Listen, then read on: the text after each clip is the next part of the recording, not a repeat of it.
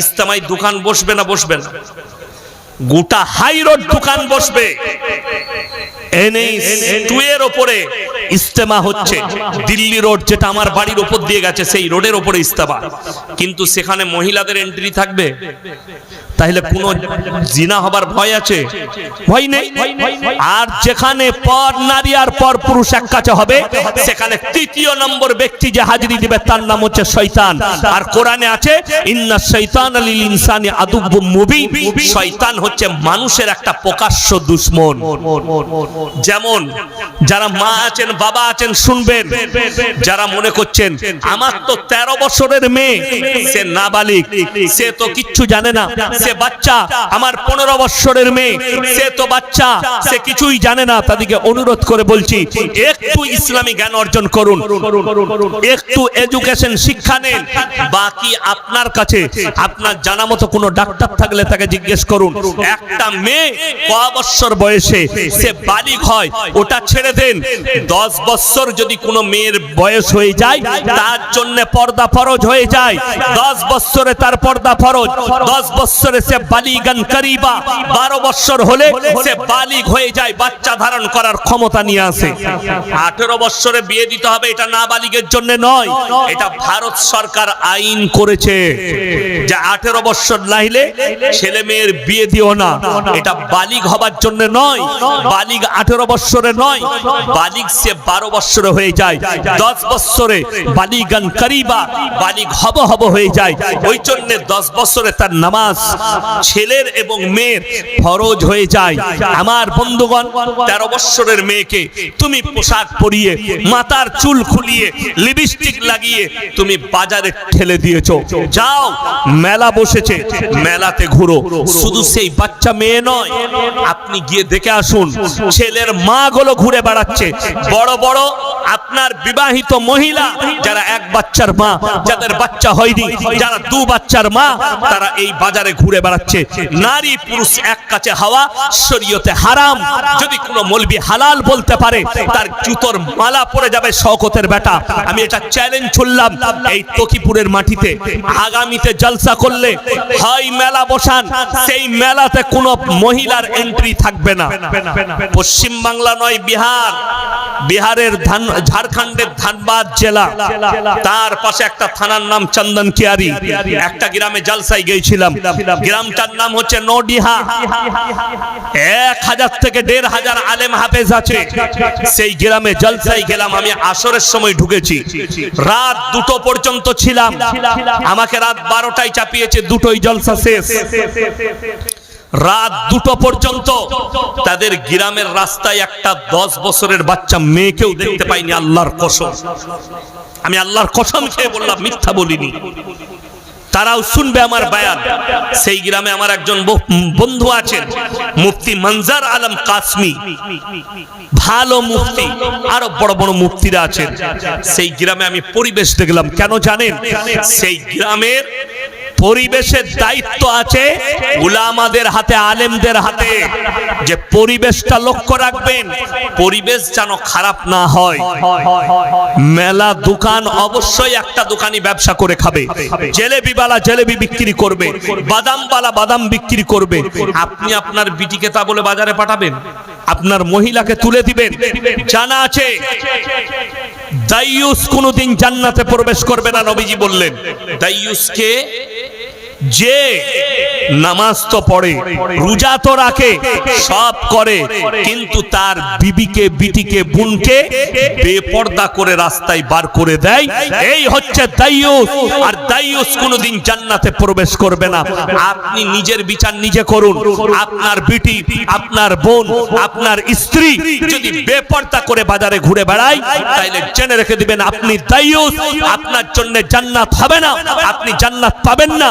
আপনি নামাজি হন, তাহাজ্জুদ গুজার হন, আর আপনার বিবি বিটি আপনার পরিবার যদি বেপরদা ভাবে রাস্তায় ঘুরে বেড়ায়, আপনার জন্য জান্নাত নসিব হবে না। কাগজ থাকে তা নোট করে নেন।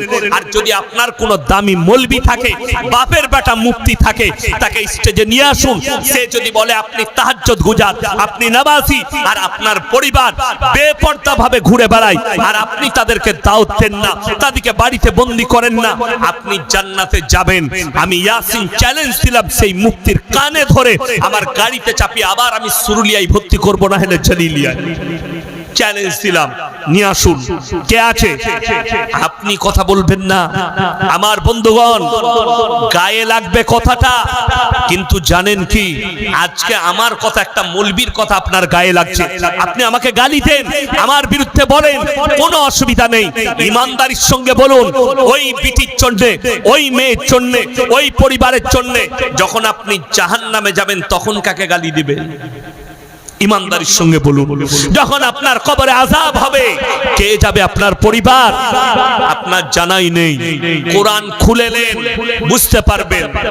আমার আল্লাহ রাব্বুল আলামিন কোরআনে বললেন, ওয়ান্নাজিয়াতি গরক। গরক মানে হচ্ছে ডুব মারা। গরক মানে ডুব মারা। দুধ দাও দেখি, তারপর যা করার করে দি, নিয়ে এসো। অল্প করে দিবেন, বেশি দেন না। তো গরকা মানে হচ্ছে ডুব মারা। আল্লাহ কসম খেলেন, কার? আমি কসম খাচ্ছি ওই ফেরেশতার যে তোমাদের শরীরে ডুব মেরে আমার হুকুমে তোমাদের রূহকে কবজা করে নেয়। কোথায় নিয়ে আসে? ওয়ালাউলা ইজা বালাগাতিল হুলকুম। হুলকুম মানে হচ্ছে এই হালাক। এই হালাকের নাম হচ্ছে হুলকুম। কোরআনে বলা হয়েছে আরবিতে হুলকুম। আমার ফেরেশতারা মৃত্যুকে টেনে নিয়ে এসে এই হালাকে নিয়ে আসে। কোরআনের পরের আয়াতে বলছে, আনতুম হিনা ইজিন তানজুরুন। তখন তোমরা মৃত্যুর শয্যায় শুয়ে যাবে, বিছানায় পড়ে থাকবে, সবাই তাকিয়ে দেখবে, তুমি খালি তাকিয়ে দেখবে। বেটা কাঁদবে, বউ কাঁদবে, বিটি কাঁদবে, আত্মীয় স্বজন কাঁদবে। তখন তুমি কিচ্ছু বলার আর ক্ষমতা তোমার থাকবে না। ওয়ান্নাশিতাতি নাশতা। আমি কসম খাচ্ছি ওই ফেরেশতার তোমাকে দাফন করার পরে আমার ওই ফেরেশতারা যারা দ্রুত গতিতে কবরে পৌঁছায়, তোমার কোমরের বাঁধনগুলো খুলে দিয়ে তোমার কাছে প্রশ্ন উত্তর করে। এটা কোরআন। আপনি ইমানদারির সঙ্গে বলুন, যখন আপনাকে প্রশ্ন করবে আপনি কি উত্তর দিবেন?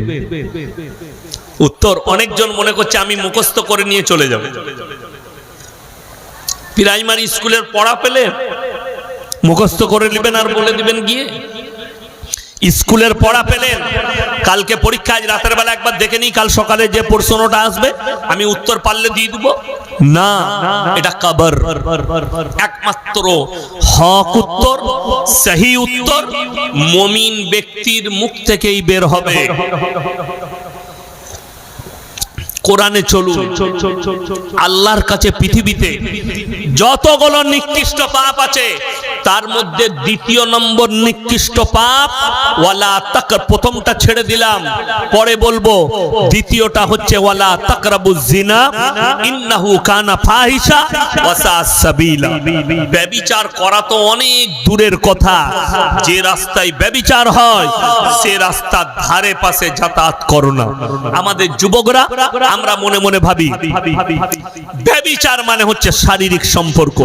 আমার মায়ের, আমার বোনেরা শুনেলেন, আমার ভাইয়েরা, শুধু শারীরিক সম্পর্কর নামই ব্যভিচার নয়। হাতের জিনা, চোখের জিনা, মুখের জিনা, কানের জিনা, নফসের জিনা, পায়ের জিনা।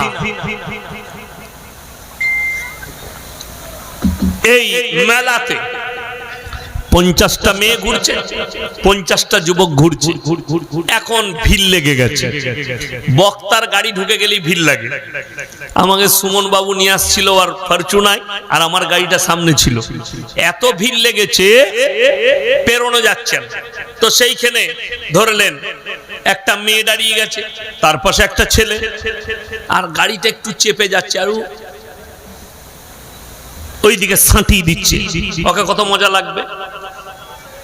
কষ্টের বিষয়, যদি ওই মুহূর্তে আপনার ভিড় লেগেছে, একটা মেয়ের পিঠে হাত দিলেন, আর আপনি মনে মনে করলেন যাচ্ছে না, ও তো বুঝতে পারে নাই। আপনার নফস বলল এর শরীরটা নরম, এই মেয়েটাকে জিনা করতে পেলে ভালো হতো। নফসের জিনা, হাতের জিনা। চোখের দ্বারা কোন নারীকে ইশারা করলেন, ওই বাজারে ওই মেলায় চোখের জিনা হয়ে গেল। আমার বন্ধুগণ, যারা মনে মনে করছেন আমি তো হাতের দ্বারা করেছি, আমি তো চোখের ইশারাই করেছি, পৃথিবীর কেউ দেখেনি। কোরআন খুলেন, এক নম্বর সূরা আল ইমরান প্রথম পৃষ্ঠা। ইন্নাল্লাহা লা ইয়াখফা আলাইহি শাইউন ফিল আরদি ওয়ালা ফিস সামা। হে আমার নবী, পৃথিবীর মানুষকে বলো, আসমান আর জমিনের মধ্যে যা কিছু আছে, কোন জিনিসটাই আমার আল্লাহর কাছে গোপন নেই। তোমরা অন্তরে কথা বলো, আমি আল্লাহ শুনতে পাই। জোরে বলুন সুবহানাল্লাহ। আপনি অন্তরে কথা বলবেন, আমার আল্লাহ শুনতে পাবে। নাম্বার 2, যারা মনে মনে ভাবছেন আমি তো লুকিয়ে পাপ করেছি, চোখের ইশারায় পাপ করেছি, পৃথিবীর কেউ জানে না, আমার আল্লাহ কোরআনে বললেন, হে আমার নবী বলে দাও, কিরামান কাতিবিনা ইয়ালামুনা মা তাফালুন। আমি প্রত্যেকটা নারী পুরুষের কাছে 2 জন করে ফেরেশতা নিযুক্ত করেছি, যারা তোমাদের ভালো মন্দ পাপগুলো টাইপ করে করে লিপিবদ্ধ করে রাখবে। কাতিব মানে হচ্ছে যারা টাইপ করে করে লেখে, তাদেরকে আরবিতে কাতিব বলা হয়।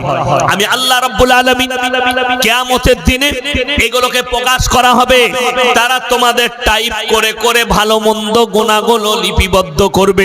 যারা মনে করছেন কিয়ামতের দিনে আমি অস্বীকার করব, হাতের দ্বারা করেছি, চোখের দ্বারা করেছি, শুধু আমার নফস জানে, শুধু আমার অঙ্গগুলো জানে আমি কোন নিয়তে টাচ করেছি। আমার আল্লাহ কোরআনে অপর জায়গায় বললেন, সূরা ইয়াসিন, আল ইয়াউমা নাখতিমু আলা আফওয়াহিহিম ওয়া তুকাল্লিমুনা আইদিহিম ওয়া তাশহাদু আরজুলুহুম বিমা কানু ইয়াকসিবুন। হে আমার নবী বলে দাও, সেই দিনে তাদের জবানগুলো বন্ধ করে দেব, সেলাই করে দেব, হাত কথা বলবে, চোখ কথা বলবে, তার অঙ্গ প্রত্যঙ্গকে আমি আল্লাহ কথা বলার যোগ্যতা দান করে দেব। তার অঙ্গ প্রত্যঙ্গ কথা বলতে লাগবে, তখন সে কি করে নিজেকে নির্দোষ প্রমাণ করাবে। নাম্বার 3, নাম্বার 4, আমার আল্লাহ রাব্বুল আলামিন কোরআনে অপর জায়গায় বলে দিলেন, হে আমার নবী বলো, ইকরা কিতাবাক কাফা বিনাফসিকা আল-ইয়াউমা আলাইকা হাসিবা।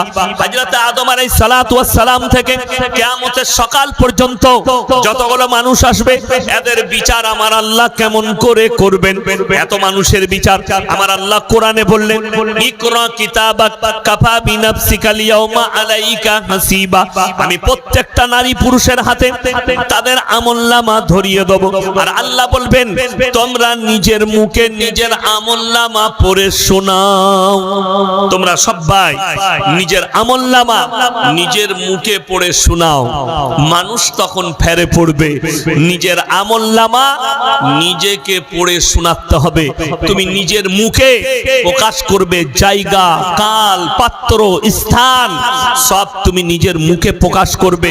তকিপুরের জলসায় গিয়ে অমুক নারীকে আমি হাত দিয়েছি, অমুক নারীকে জিনার নিয়তে টাচ করেছি, ওটা তুমি নিজের মুখ দিয়ে প্রকাশ করবে। আমার বন্ধুগণ, আমার ভাই, আল্লাহ আমাদেরকে পাপ মুক্ত জীবন গড়ার তৌফিক দান করুক। জোরে বলো আল্লাহুম্মা আমিন। নিজেদের লজ্জা স্থানে রক্ষণাবেক্ষণ। হে আমার যুবক, হে পুরুষ, আল্লাহ তোমাদিকে যে যৌবনটা দিয়েছে, এটা তোমার স্ত্রীর জন্য বড় আমানত। স্ত্রী ছাড়া কারোর কাছে খরচ করা যাবে না, অন্য জায়গায় খরচ করা চলবে না। নিজের স্ত্রী আর যারা মা বোন আছেন, তোমরা পরকীয়ায় লিপ্ত হয়েও না।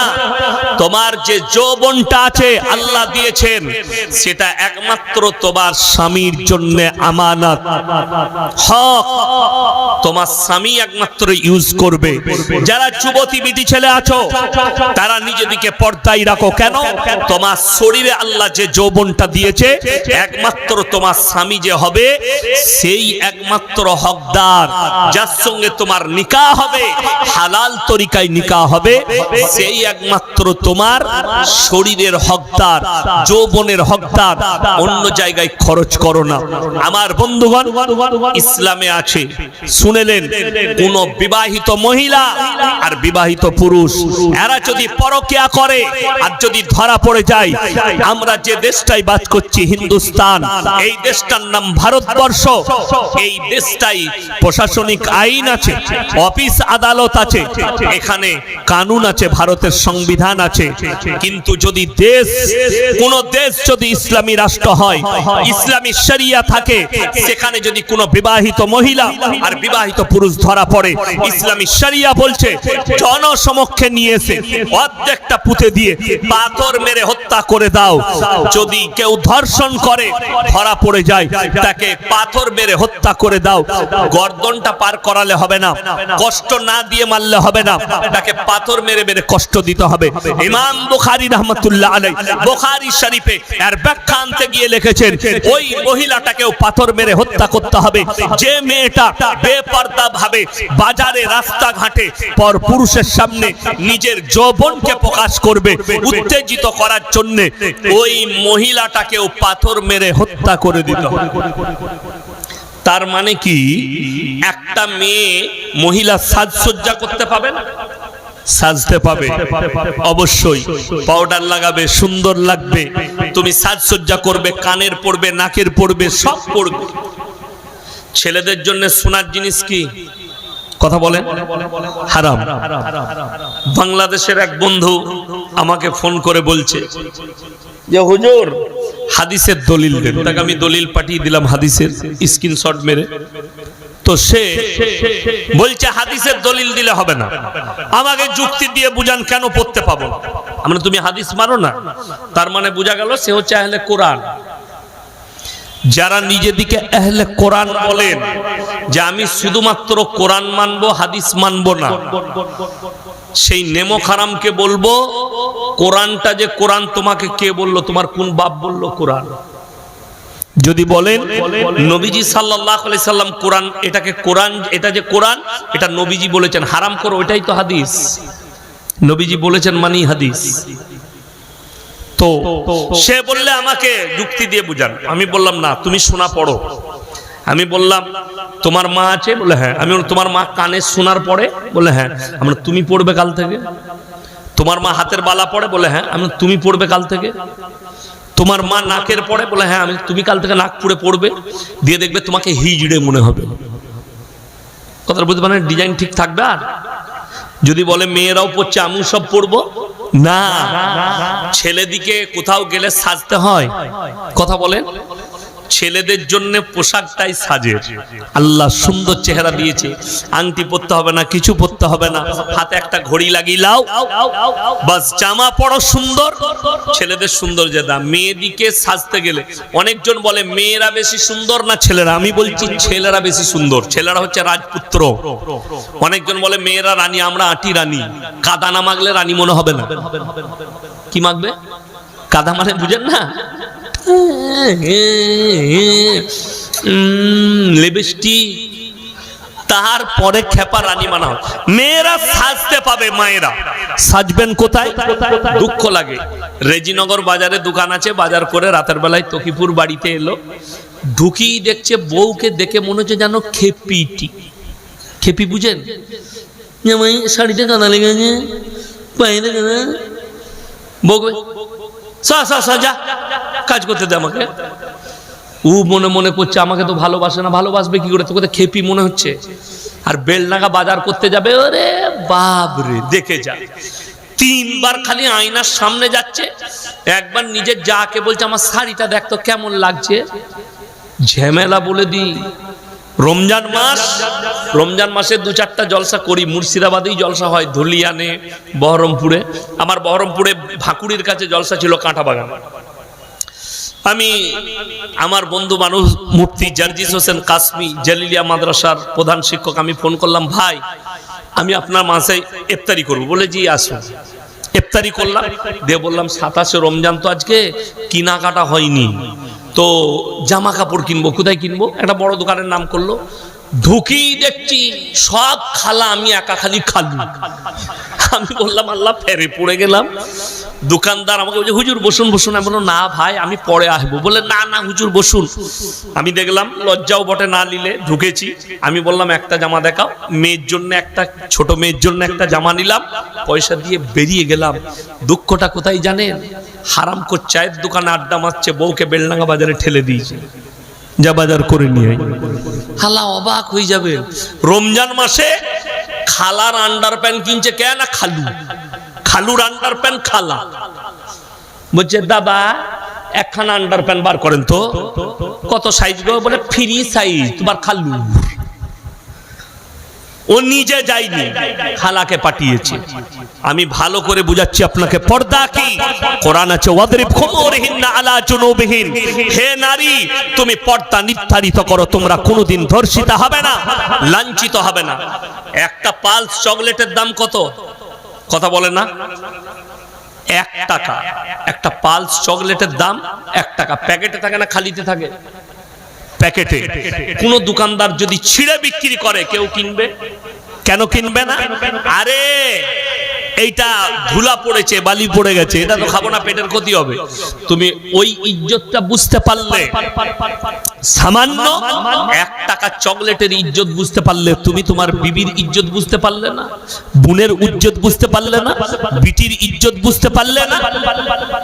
অবাক লাগে, হারাম কর চায়ের দোকানে 3 ঘন্টা আড্ডা মারছে, আর বউকে বাজারে ঠেলে দিয়েছে। ইমানদারির সঙ্গে বলবেন, আমি আর ইনি এমনি আমরা বন্ধু মানুষ, ধরে নেন ক্লোজ বন্ধু। এই ক্লোজ বন্ধু হলে ইয়ার কি হয় না মজাক।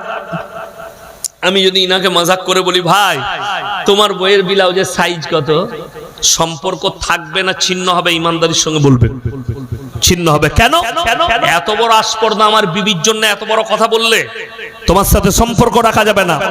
হে আমার বন্ধুগণ, আপনার বন্ধু খালি বলেছে তোর বইয়ের ব্লাউজের সাইজ কত, তুমি সম্পর্ক ছিন্ন করে দিয়েছো। আর তোমার বিবি নিজের মুখে বাজারে গিয়ে একটা পর পুরুষ বসে আছে, তাকে বলছে দাদা আমাকে একটা 36 সাইজের ব্লাউজ দাও তো।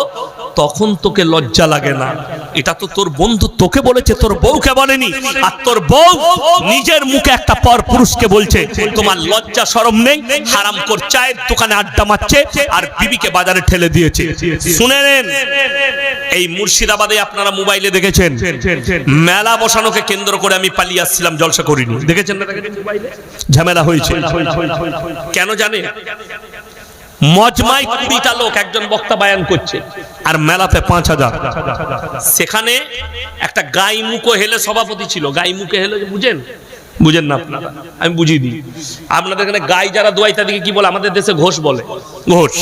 তো একজন ঘোষ ভোরের বেলায় গাই দোয়াতে গেছে একজনের গোয়ালে, ঢুকেছে। গাই মনে করে এঁড়ে গরুটাকে দোয়াতে গেছে, মেরেছে লাত। তখন দেখছে এটা এঁড়ে গরু। কেন? মুখটা কিন্তু গায়ের মতো। কার মতো বললাম? গায়ের মতো। তো মৌলবি গোছের অনেক মাল বেরিয়ে গেছে, দাড়ি রেখেছে, মাথায় টুপি পড়েছে, লম্বা জামা।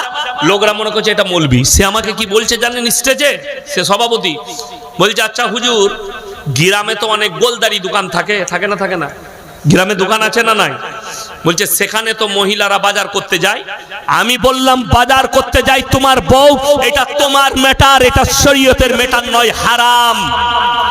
গ্রামে যদি ঘরের পাশে দোকান থাকে, ঘর থেকে বেরিয়ে তোমার বউ যদি যায়, হারাম, বাজার করা যাবে না, এটা শরীয়ত বলছি আমি। যদি কোনো বাপের বেটা মৌলবি থাকে, তাকে স্টেজে নিয়ে আসুন। সে যদি বলে দেয় গ্রামে দোকান থাকলে মেয়েরা বাড়ি থেকে বেরিয়ে বাজার করতে পাবে। আরে বাজার করা তো দূরের কথা, শুনে রেখে দেন, বাংলাদেশে একটা দল বেরিয়েছে, তার নাম হচ্ছে হিজবুত তৌহিদ। এক হারামের আওলাদ, সেলিম তাদের নাম, ইমামের নাম, ফেসকাট দাড়ি, সে নিজেকে ইমাম বলছে। এই হারামখোর বলছে ছেলেরা যা করবে মেয়েরাও তাই করতে পাবে, কোনো বাধা নাই। ইসলামী শরীয়তে পর্দার কোনো বিধান নাই, মেয়েরা সব কাজ করতে পাবে। তা আমি বলেছি অনেক ছেলে দাঁড়িয়ে পেশাব করে, তো তোর বোনকে বলবি দাঁড়িয়ে পেশাব করে দেখিয়ে দিতে। কথাটা বুঝতে পারেননি? একটা আবরারুল হক আসিফ বলে একটা বক্তা আছে, দেখেছেন? লুচ্ছা, লাফাঙ্গা, এগুলো আমার কাছে কাঠ মলবি, গাই মুখো হেলে এ হারাম করে একটা জলসাই বলছে যদি বাজারে রাস্তায় আপনার কোনো মেয়েটাকে ভালো লাগে সঙ্গে সঙ্গে প্রপোজ করে দাও। আর আমাদের কলেজ ইউনিভার্সিটির ছেলেরা বললে শালা যা হুজুর পেয়েছি তো খেজুর, ওটা হুজুর লয়, খালি আমাদের সামনে বসা পিসাব বার করে দেবো। তা বড় কষ্ট লাগে। বলছে পছন্দ হলে তাকে আই লাভ ইউ বলে দাও। তো তোর মা যদি বাজার করতে আসে আর আমাকে ইয়াসিনকে ভালো লাগে, তোর মাকে আই লাভ ইউ বলে বিয়ে করলব? এ তো বাগান রাখার নয়। ইসলামী শরিয়া হচ্ছে এত মারাত্মক, কোন নারী মেয়ে ছেলে তিনটে কারণ ছাড়া বাড়ির বাইরে যেতে পাবে না। কটা বললাম বাবা? তিনটে। যারা যুবক আছো বিয়ে করবে শুনে নাও। অনেক ছেলেকে, একজন আমাকে বললে আমার মেয়ের জন্য একটা ছেলে দেখেন। আমি বললাম একটা আমার ছাত্র আছে, ইমামতি করে, ভালো ছেলে, আলেম মানুষ, বিয়ে দিবে না। আমার মেয়ে মলি সাহেব বিয়ে করবে না। আমি বললাম গাঁজা খোর আছে একটা, করবি? গুটকা খায়, গাঁজা খোর, ওদিকে করবে কেন? জানে ও মেলা ঘুরাতে নিয়ে যাবে, ও বাজার ঘুরাবে, ও সব করবে। বড় কষ্ট লাগে। দাড়ি দেখলে অনেকজন, অনেক মেয়ে বলে বিয়ে করব না। শুনে যান, যারা আমার মা বোন আছেন, আমার ভাই আছেন, এক নম্বর, যদি শারীরিক অসুস্থতা থাকে পর্দার সহিত ডাক্তারের কাছে যেতে পাবে। কোথায় বললাম? কথা বলেন। ডাক্তারের কাছে। ডাক্তারটা কেমন বলে দিই। সর্বপ্রথম আপনাকে খুঁজতে হবে মহিলা ডাক্তার কোথায় আছে। মেয়ে ছেলে গাইনিক ডাক্তার, মেয়ে ছেলে ডাক্তার যদি না পান, বাধ্যতামূলক, জান বাঁচানো ফরজ, তখন আপনি পুরুষ ডাক্তারের কাছে নিয়ে যাবেন পর্দার সহিত। নাম্বার 2, যদি কোনো নিকটতম আত্মীয় মারা যায় তবে যেতে পাবে। মরা ঘরে ভিড় কাদের বেশি? কথা বলে না? মেয়েদের। কেন? মাংস ভাত খাবে। আমি বললি খারাপ মলবি, এ বাজে মলবি, কিন্তু দুঃখ ওইটাই আমি তখন তালবিলিম। আর আমার দাদি ইন্তেকাল করেছিল, দাদির মুখটা একটু একটু মনে পড়ে, আমি তখন ছোট।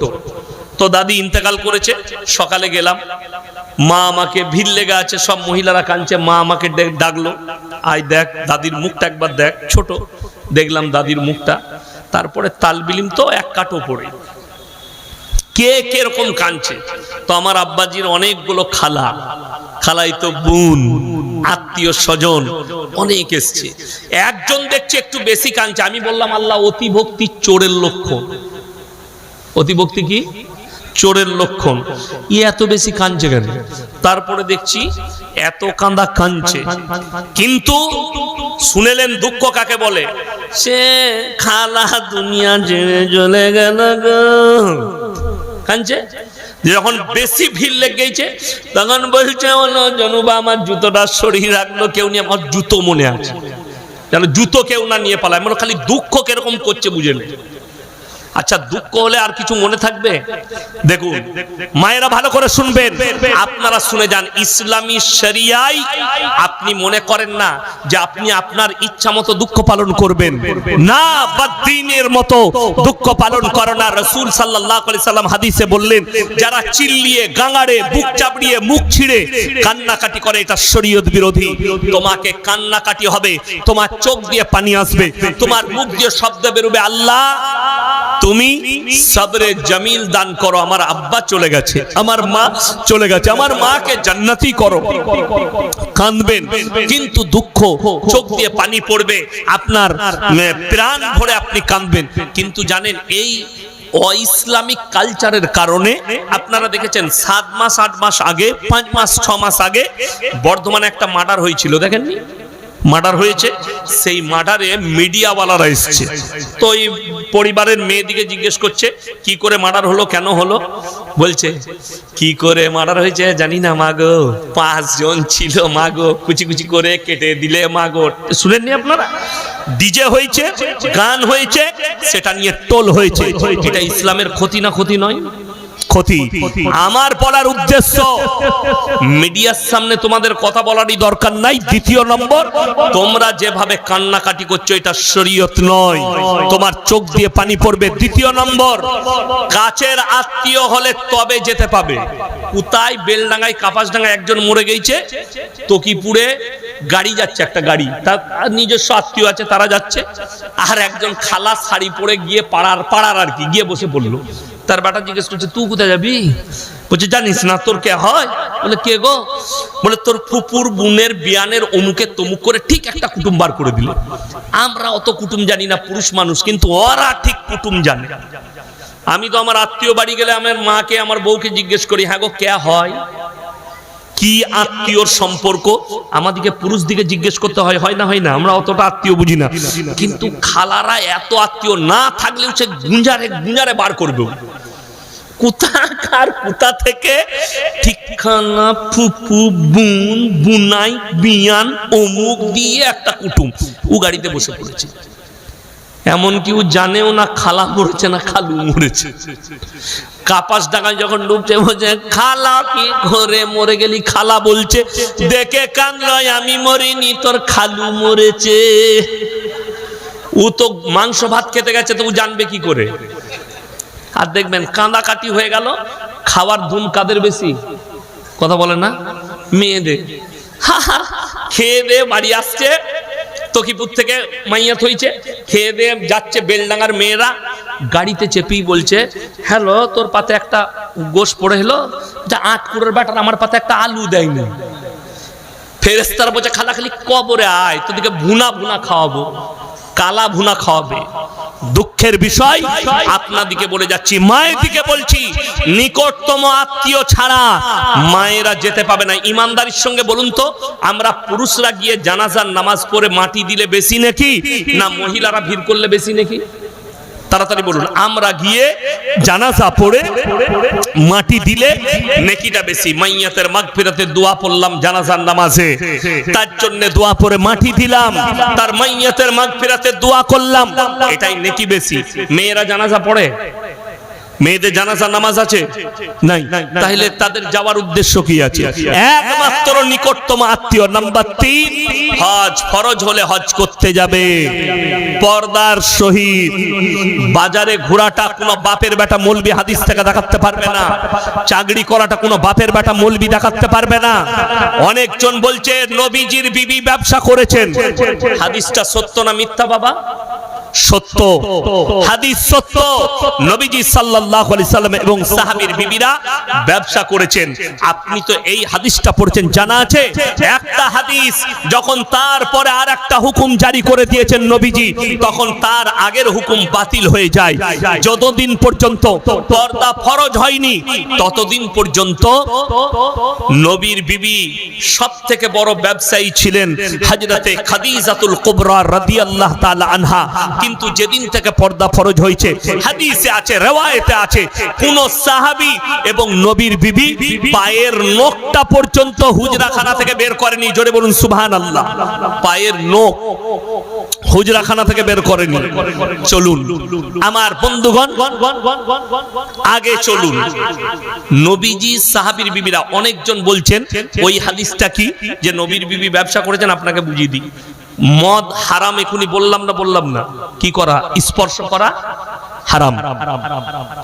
মদ একবারে হারাম হয়নি, এটা একমাত্র আলেমরা জানে, যারা কোরআন পড়ে, যারা মৌলবি তারা জানে, সাধারণ লোক জানে না। কোরআনে আয়াত আছে, মদ খেলে ক্ষতি বেশি লাভ কম, এই আয়াত আছে। একটা উদাহরণ দিই। আমি বর্ধমান থেকে আসছি, আমাকে ভাইজান ফোন করলেন, ইয়াসিন সাহেব কি খাবেন? আমি বললাম, ভাই আমার লেগে একটা মাছ করেন, মাছ রান্না করবেন, মাছ খাবো। তো ইনি দেখলেন বড় মাছ খাওয়াবো। সকালবেলায় সুমন বাবুকে বাজারে পাঠিয়েছে, যাও ইয়াসিন সাহেব মাছ খাবো বলেছে। তো মাছ আনতে গেছে, দিয়ে ওকে বলেছে, ফদ্দই লিখে দিয়েছে লিস্টে, রুই মাছ নেবে 2 কিলো ওজনের। ইনি সকালবেলায় ফোন করলেন, ভাই আপনার জন্য রুই মাছ আনতে দিয়েছি। আমি বললাম, ভাইজান আমি রুই খাই না, কাতলা মাছ ভালোবাসি। ইনি তাড়াতাড়ি ফোন করেছেন, রুই মাছটা লিস না, হুজুর বলেছে কাতলা মাছ খাবো। ফদ্দই কি লিস্টে কি লেখা আছে? কথা বলে না, রুই, কিন্তু আসছে কি কাতলা। ওই ফদ্দই কথাটা রহিত, তার হুকুম বাতিল হলো যখন দ্বিতীয় হুকুম জারি হয়ে গেল। যখন আল্লাহ বললেন মদ খেলে ক্ষতি বেশি লাভ কম, আল্লাহ তাআলা দেখলেন আল্লাহর নবী সাহাবীরা মদ ছাড়েনি, বেশিরভাগ সাহাবী মদ পান করছেন। তারপরে আল্লাহ তাআলা স্পষ্ট করলেন মদ তোমাদের জন্য স্পর্শ হারাম, মদ পান করা হারাম। তখন রিওয়ায়েতে আছে মদিনার গলিতে নহরের মতো সাহাবীরা বইয়ে দিয়ে সেই দিন থেকে আর মদ স্পর্শ করেনি। ওই আয়াত কোরআনে রহিত, তার হুকুম বাতিল হলো যখন দ্বিতীয় আয়াত অবতীর্ণ হলো। জোরে বলুন সুবহানাল্লাহ। ওই জন্য পর্দা যতদিন ফরজ হয়নি ততদিন পর্যন্ত সাহাবীর বিবিরা ব্যবসা করেছেন, বেপর্দায় গেছেন, পানি বইয়েছেন। কিন্তু যেদিন থেকে পর্দা ফরজ হয়েছে সেই দিন থেকে পায়ের নখ আর নিজের হুজরাখানা মানে হচ্ছে নিজের বাড়ি, নিজের কামরা থেকে পায়ের নখটা পর্যন্ত নবী এবং সাহাবীর বিবিরা আর বের করেননি।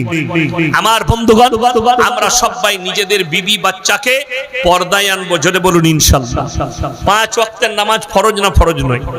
কথা বলে ফরজ। বাবরি মসজিদ হচ্ছে আলহামদুলিল্লাহ, হোক, আরো মসজিদ হবে, আরো মসজিদ হোক।